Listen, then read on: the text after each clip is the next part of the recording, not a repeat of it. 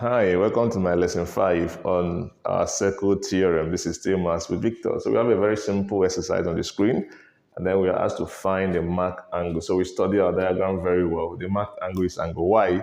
So we look for the connection between Y and whatever we have so that we will arrive at the right answer. So a careful look at our diagram will show you that this circle has been divided into semicircle. Why? Because we have a diameter P to Q, dividing the circle into semicircle. So we'll talk about angle in a semicircle. And anytime we have a semicircle, the angle formed at the circumference is 90 degrees.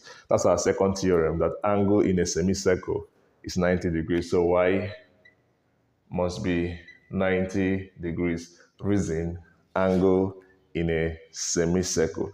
Of course, we can still explain this using our first theorem that the angle formed by an arc at the center is twice that it forms at the circumference. From P around the circumference to Q is an arc, right? And then PQ, which is an arc, formed an angle at the center here, which should be 180 because this is a straight line. So if here is 180 degrees, the same PQ produced this angle at the circumference. So that at the center must be twice that at the circumference. So if this is 180, here must be what? 90.